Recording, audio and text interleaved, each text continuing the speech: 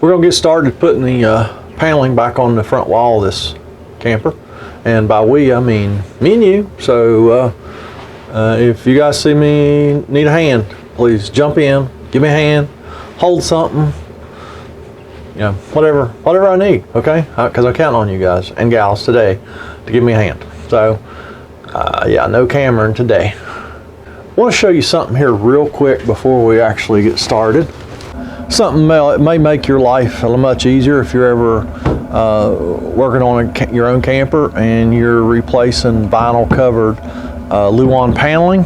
You just use a regular skill saw to cut this stuff, but do yourself a favor, cut it from the back side. There's the vinyl side, the white, and we'll flip that over and cut it from this side because the way the blade circulates, it splinters on the top side. So if you cut this from your pretty side, the colored side, you're gonna splinter your vinyl and make a mess. So just flip it over, cut it from the back. That's just a framing blade. It's nothing special. Does a fantastic job as long as you cut it from the back. And that's really, really easy if you're just doing square cuts. Now, if you're doing some kind of intricate pattern where you got different shapes and different levels and all that, it's a bit of a nightmare because you have to think you have to do it in the mirror so that when you put it up, it's right. But you have to mark it on the back. So that's a lesson you learn the hard way usually. Not saying I ever did that, but I mean you could learn that lesson the hard way. So just keep in mind that if you're doing intricate cuts, you really gotta use the old noodle there, and hopefully you got a noodle that works better than my noodle. So all right, go get started, and don't forget, you guys give me a hand if I need it. All right, and speaking of hands, you'll see I got gloves on today. It's cold, man. Working outside here, and that thumb that I damaged. Hey, this would be a good time to give this video a thumbs up. This thumb that I damaged a few weeks ago, man, I'm telling you what, that thing, it gets so cold so fast. Yeah. You know how it goes. If you work with your hands, you know how it goes. Now I'm not gonna bother gluing this piece. This is that 16.5-inch wide piece that I ended up removing from the ceiling, which I hadn't originally planned on doing. So this gets, it's just a short piece. It's got plenty of places for brads, plus the cabinets hold it. So yeah, I'm not gonna bother gluing this, but I am gonna try and glue the front pieces. So we're gonna see how that goes. As you can see, the gloves didn't last long. I can't stand wearing gloves. My dad always said when I was growing up, I'd say, well, my hands are cold when we're working outside in the wintertime. He's like, if you're wearing gloves, boy, you ain't getting nothing done. So here I am. I'm 60 now, and I still can't hardly wear gloves. Way to go, Dad. I actually had to switch over to the staple gun. Brads just don't hold in paneling really well. So staples actually work a whole lot better, especially when you got to make a little short bend like this one. So switched over to the staples to see if this works any better.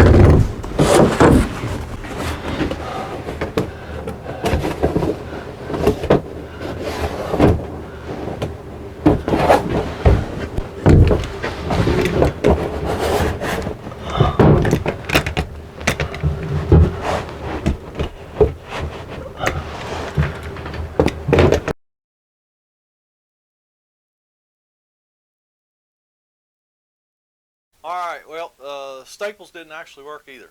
That's a lot of bend. They make a board for this paneling that's really flexible. It's just super thin, and I don't have any of that. So we're gonna go to screws, because the really good thing about this place where this bend is right in the middle of this sharp bend is right where our top cabinet screws across there. So the screws that I'm going to put in will be hidden. So, you know, just the location gives us options. So I'm going to try this option, see what happens.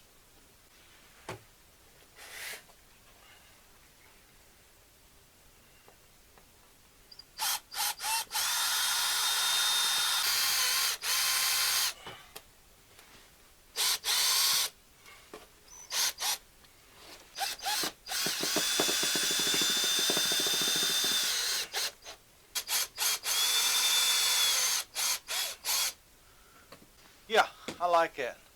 Now we can finish it up with brads on both sides. Of course, it ain't like it's ever going to go anywhere, but we're still going to throw through a few brads in it anyway.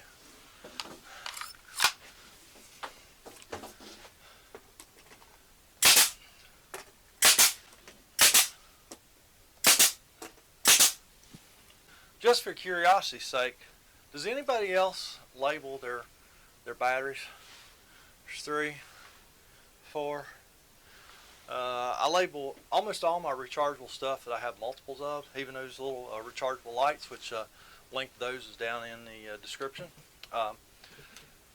Yeah, I just label all of my rechargeable batteries. That way, you know, it would be easy to just kind of just keep charging and using the same batteries over and over and over. Well, you know, I number mine and I always go in order. When my number 3 drill battery, it's about dead, I went and go grab number 4.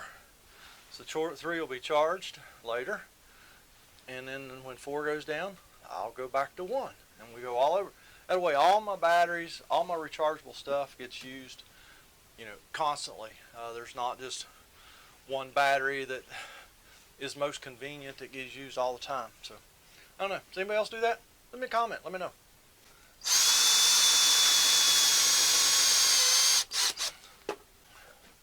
Hey, can you guys get that door behind you there? The door blew open. While I brad this. I thought y'all was gonna help me. Fine, I'll get the door myself. Y'all just letting my heat out. Y'all don't care, do you? You're nice and warm sitting in your house watching my videos. See how y'all are? I don't know. I need a good helper. Wait a minute, I got a good helper. He's just in school today.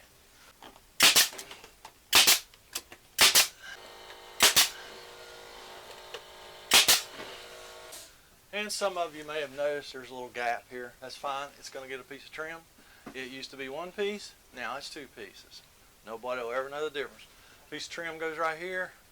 I'll put another little short piece right there because I think almost all of this, or most of it, is covered by that upper cabinet anyway. So there will only be just a little bitty piece of it visible. We're going to get ready to put this paneling up on this front wall. It'll be this whole sheet minus 2 or 3 inches on the end because the camper's not 8 feet wide, and then there'll be another little 11-inch piece or something on the bottom. So we're going to get started. I'm pretty sure I showed you before. Sorry, I feel like Wilson. We made marks on the side of the walls, little marks to tell us where our aluminum studs are going across. So what I'm going to do, rather than mark our new piece of paneling, I cut this, slap Cameron upside the head with it. You can't see him, but I'm slapping him.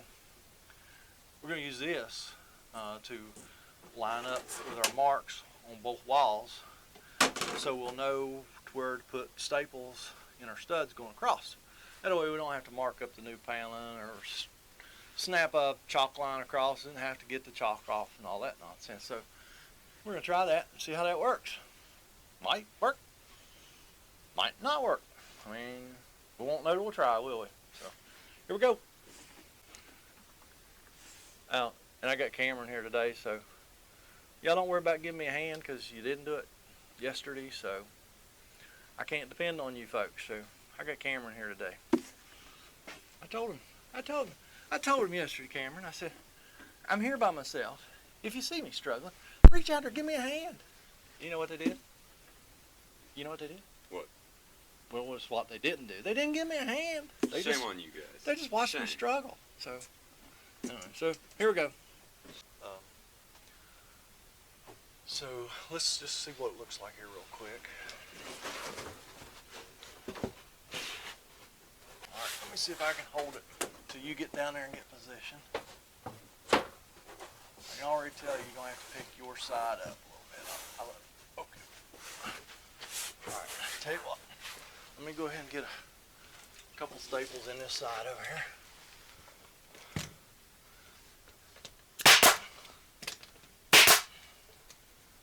All right, let me go.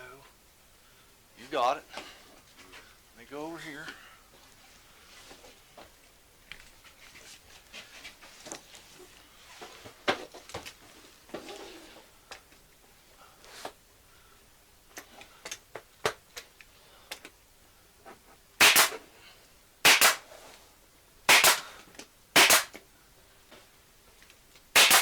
Get a couple more across the top, and then I guess we're just gonna have to let that thing go, see what it does. Okay.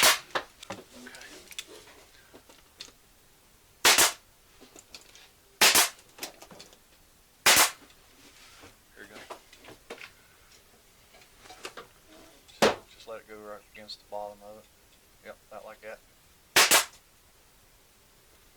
Right here. Yeah. One on the very end.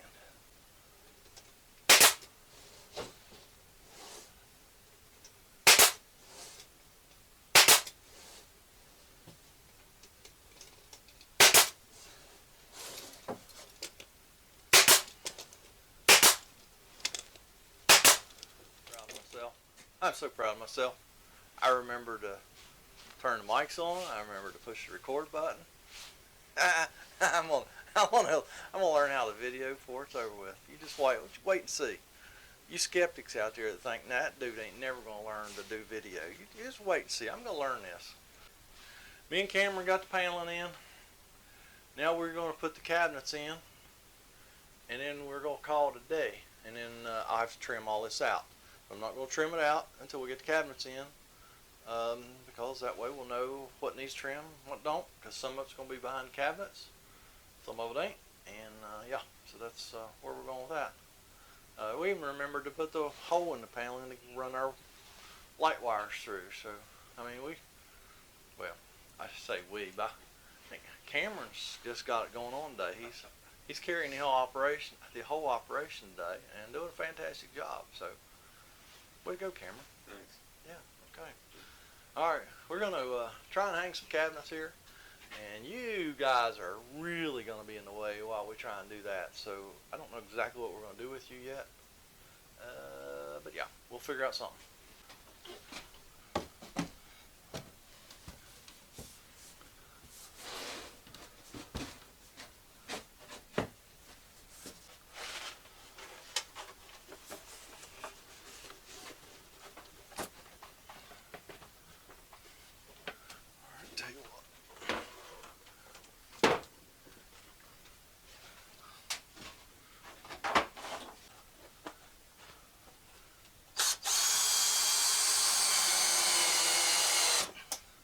Okay, that went in well.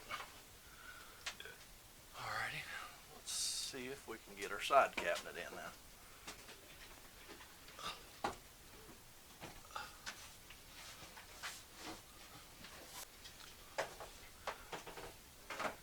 Alright, the cabinets are basically in. They're tacked in. We got to finish putting the screws all in it, but yeah, basically done. Just got some trim work to do. Probably not going to video that, just because trim work is very tedious, and it's hard enough to concentrate on doing trim work without worrying about the camera. So, all right. Well, this is basically done. So just going to trim it out, and that's just about it. So, hey, thanks for watching. As always, don't forget to give this video a thumbs up. Check out the links below for links to some of the equipment that we use. And me and Cameron, it's late on Saturday. We're going to quit. We ain't going to go fix nothing else. So y'all have a fantastic day, and we'll catch you on the next job. All right, I told you I'd get some video when I got this thing completely trimmed out. So it is trimmed out. It is finished. Is it perfect? Nope. It's not perfect. Was it perfect the day they built it? Nope. Was it perfect when I got it? Heck no. Look a whole lot better?